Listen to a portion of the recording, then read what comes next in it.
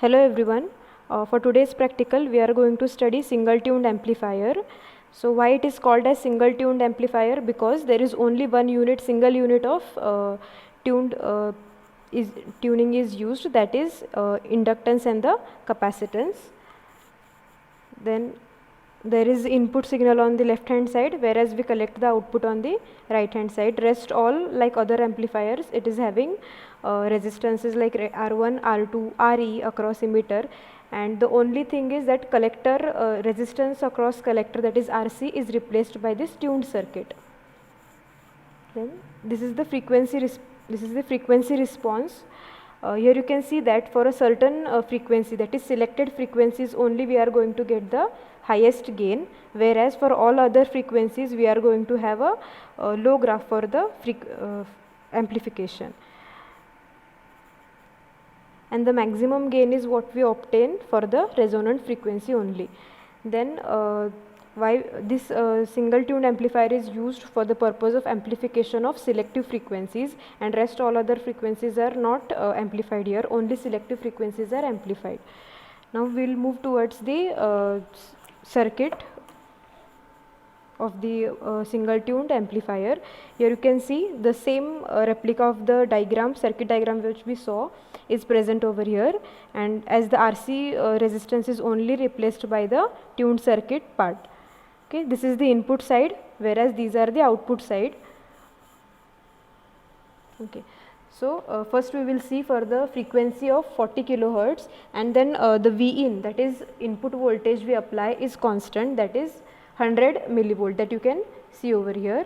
And for the frequency 40 kilohertz, we will see first of all how the response is obtained. So this is how the response is going to look for the 40 kilohertz selective frequency. Now what we will do is, we have selected a range of certain frequencies, that is we have taken as input frequency starting from 10 kilohertz to 100 kilohertz, that we will see what output voltage we obtain with it. Okay, so now we will see for the 10 kilohertz selective frequency. So here we will fix the 10 kilohertz frequency.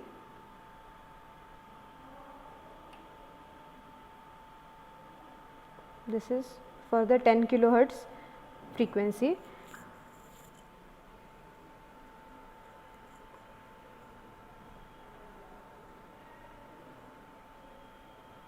Okay, so this is what we obtained for the 10 kilohertz frequency. This is nothing but just 0.2, okay, 0.1, something around 0.1.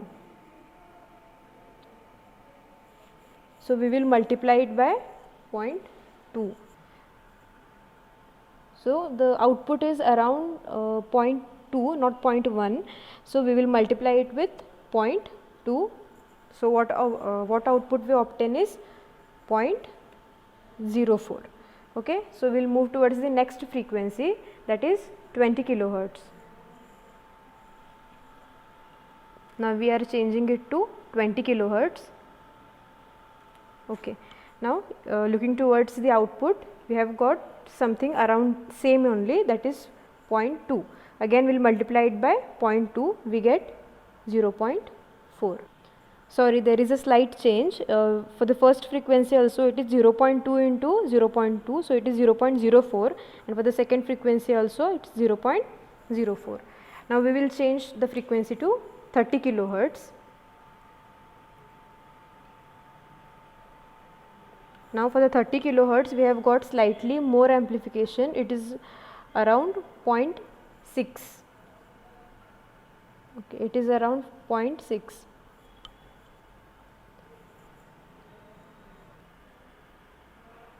So the output is around 0.6, so we multiplied by 0.2. So the output voltage is 0.12. Now we will change the frequency to 35 kilohertz.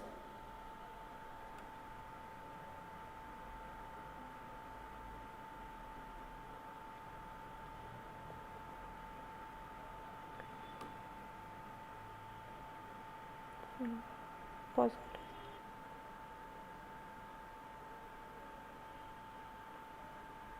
Now we will see for 35 kilohertz.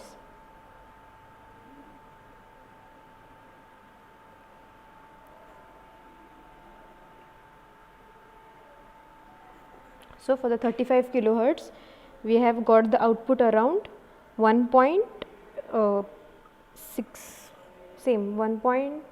It is 1.6. 0.32.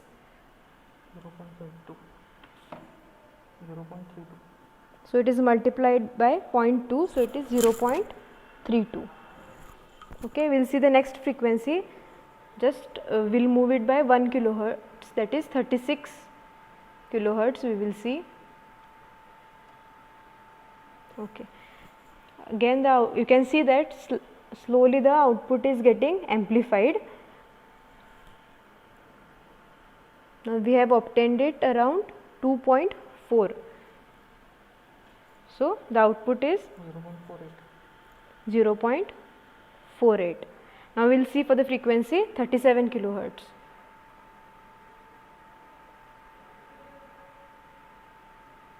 Okay.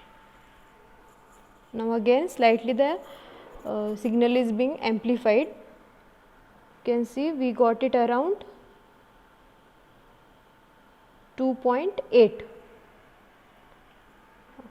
So it is multiplied by 0.2, we got 0.56 as the output. Now we are changing it to 38 kilohertz.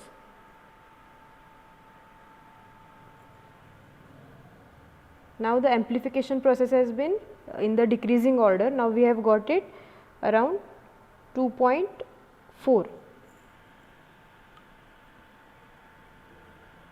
2.4 okay. So the output is 0.48. Now we will see for the frequency 39 kilohertz. Now again it is decreasing.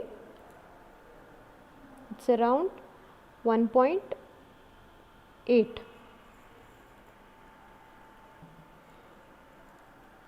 So we 0.36. So we will multiply it by 0.2. The answer is 0.36. Now we will see for the frequency 40 kilohertz.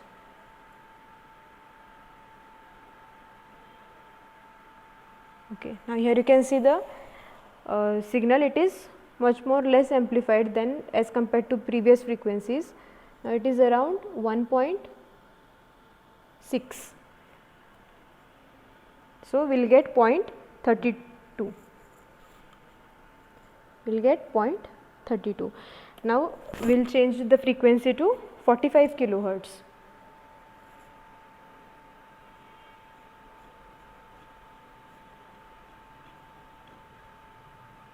Okay.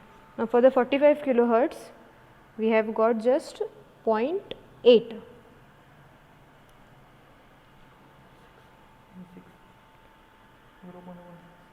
So the output is 0.16.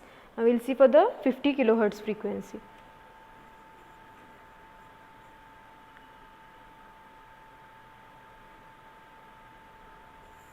Okay. Now for the 50 kilohertz frequency, it is again somewhere around same. We have got 0.16. Now we will see for the 70 kilohertz.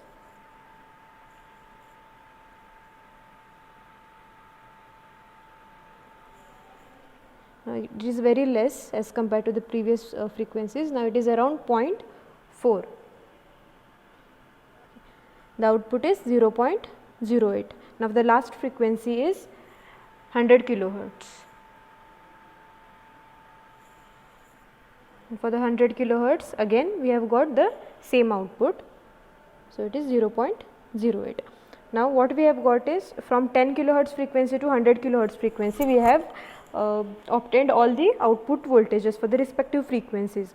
Now your task is to calculate the voltage gain by using the formula V out upon V in. V in is already given, that is 100 millivolt.